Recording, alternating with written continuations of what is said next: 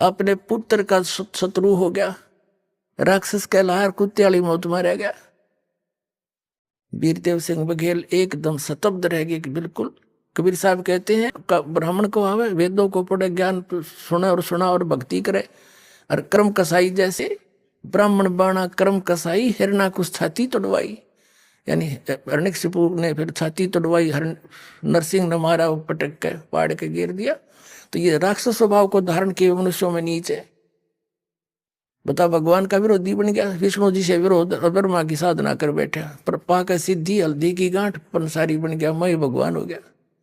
इसे बुद्धि भ्रष्ट और क्या होगा जीव, जो कहता मैं भगवान हूं। तमोगुण शिव की भक्ति करी थी रावण ने, और ब्राह्मण होके के कर्म कर डाले। अपनी ही माता को, सीता को अपहरण कर लाया, पत्नी बनाने की चेष्टा करने लगा, और कुत्ते वाली मौत मरा। महामृत्युंजय, कालंजय, अविनाशी, सर्वेश्वर, महाकाल कहे जाने वाले शिव जी की आज हिंदू समाज में बहुत ही श्रद्धा से पूजा अर्चना की जाती है। लोग उन्हें सर्वश्रेष्ठ मानते हैं और ये भी कहते हैं कि उन्होंने मृत्यु पर विजय प्राप्त कर ली है।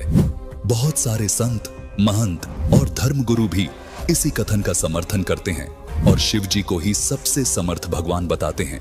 परंतु संत रामपाल जी महाराज एकमात्र ऐसे संत हैं जिन्होंने हमारे पवित्र सदग्रंथों में शिव जी की समर्थता के विषय में कई सारे चौंकाने वाले प्रमाण जनता के सामने उजागर किए हैं, जिनकी सच्चाई आज से पहले हमारे सामने नहीं आ पाई। शिव जी की शक्ति और समर्थता का परिचय देती हुई एक सच्ची घटना की वास्तविकता से आज हम आपको रूबरू करवाने वाले हैं। इस हकीकत को जानकर आप भी आश्चर्यचकित हो जाएंगे कि क्या सच में शिव जी ने मृत्यु पर विजय पा ली है? क्या वे महामृत्युंजय कहलाने योग्य हैं? इन अनसुलझे प्रश्नों के उत्तर जानिए इस सत्य कथा के माध्यम से, जिसमें शिव जी का सामना उनके ही एक परम भक्त भस्मागिरी से होता है।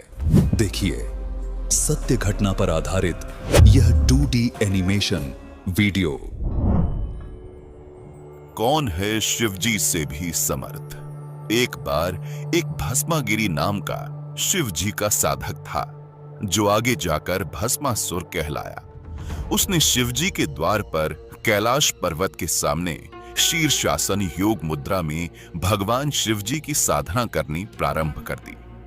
12 वर्ष की तपस्या के बाद माता पार्वती जी ने भगवान शिवजी से कहा कि हे स्वामी, आपका ये भक्त 12 वर्ष से आपकी साधना में लीन है। इसका क्या अभीष्ट है, उसे संतुष्ट कीजिए भगवान। अपनी पत्नी पार्वती जी की बात सुनकर भगवान शिव भस्मासुर के पास आए और कहा, उठो भस्मागिरी, मैं तुम्हारी तपस्या से प्रसन्न हूं। बोलो, क्या चाहिए तुम्हें? प्रभु, पहले आप वचनबद्ध होइए, तब मांगूंगा। ठीक है, हो गया वचनबद्ध। बोलो, क्या चाहते हो? भस्मागिरी ने अपनी शीर्षासन योग मुद्रा त्यागी और सीधा खड़ा होकर बोला,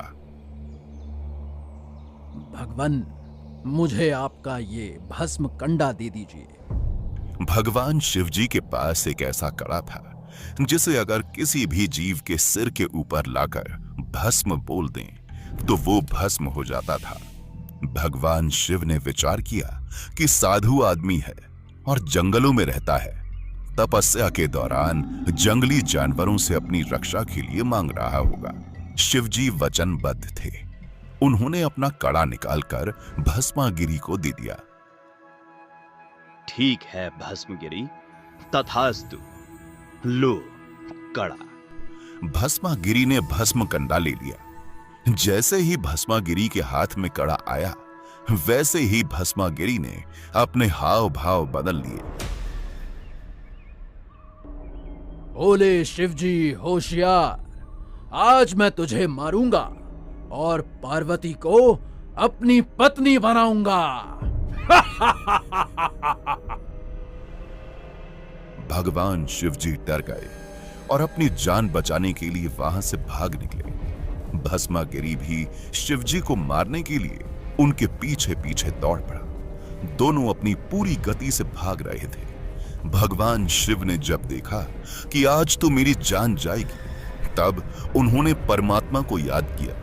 तब पूर्ण परमेश्वर, सर्व सृष्टि रचनहार कबीर साहिब जी भगवान शिव जी की जान बचाने के लिए आए। कबीर साहिब जी ने माता पार्वती का रूप बनाया और भस्मागिरी के सामने खड़े हो गए और भस्मागिरी को अपनी ओर बुलाया।